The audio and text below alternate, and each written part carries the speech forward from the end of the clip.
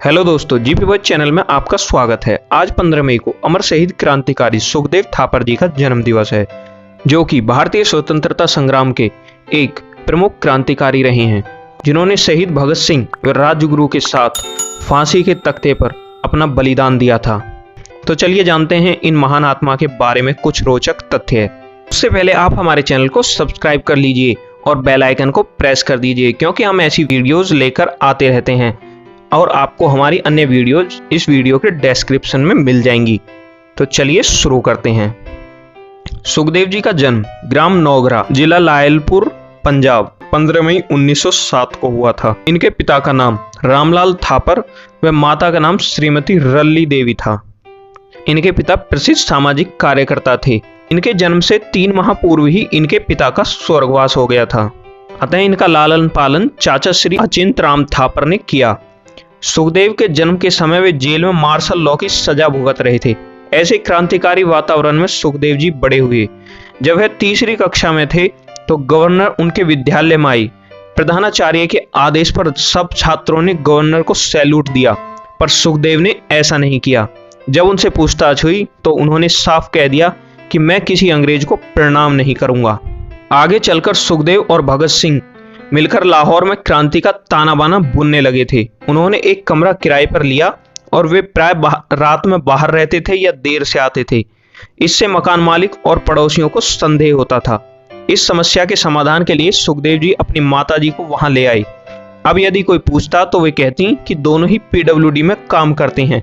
नगर से बहुत दूर एक सड़क बन रही है, वहां दिन रात काम चल रहा है, इसलिए इन्हें आने में देर हो जाती है। सुखदेव जी बहुत साहसी थे। लाहौर में जब बम बनाने का काम प्रारंभ हुआ तो उसके लिए कच्चा माल फिरोजपुर से वही लाते थे। एक बार माल लाते समय वे सिपाहियों के डिब्बे में चढ़ गए। उन्होंने सुखदेव जी को बहुत मारा। सुखदेव चुपचाप पिटते रहे पर कुछ बोले नहीं, क्योंकि उनके थैले में पिस्तौल, कारतूस तथा बम बनाने का सामान था। एक सिपाही ने पूछा कि इस थैले में क्या है। सुखदेव जी ने त्वरित बुद्धि का प्रयोग करते हुए हंसकर कहा, दीवान जी, इसमें पिस्तौल और कारतूस हैं। यह सुनकर सिपाही भी हंस पड़े और बात टल गई। जब साइमन कमीशन विरोधी प्रदर्शन के समय लाठी प्रहार से घायल होकर लाला लाजपत राय की मृत्यु हुई तो सैंडर्स को मारने वाले में सुखदेव जी भी थे। उनके हाथ पर ओम गुदा हुआ था। फरारी के दिनों में एक दिन उन्होंने वहां खूब सारा तेजाब लगा दिया। इससे वहां गहरे जख्म हो गए, पर फिर भी ओम पूरी तरह साफ नहीं हुआ। इस पर उन्होंने मोमबत्ती से उस भाग को जला दिया। पूछने पर उन्होंने मस्ती से कहा कि इससे मेरी पहचान मिट गई और पकड़े जाने पर यातनाओं से मैं डर तो नहीं जाऊंगा, इसकी परीक्षा भी हो गई।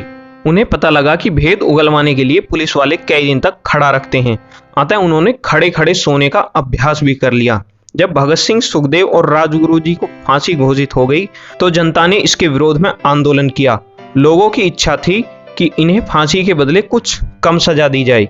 जब सुखदेव जी को यह पता लगा तो उन्होंने लिखा, हमारी सजा को बदल देने से देश का उतना कल्याण नहीं होगा जितना फांसी पर चढ़ने से। स्पष्ट है कि उन्होंने बलिदानी बाना पहन लिया था।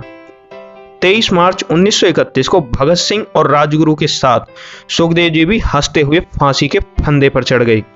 ऐसे अमर शहीद क्रांतिकारियों को हम नमन करते हैं और उम्मीद करते हैं कि आपको हमारी ये वीडियो पसंद आई होगी। हमारे चैनल को सब्सक्राइब करके आप हमारा उत्साह बढ़ा सकते हैं। धन्यवाद।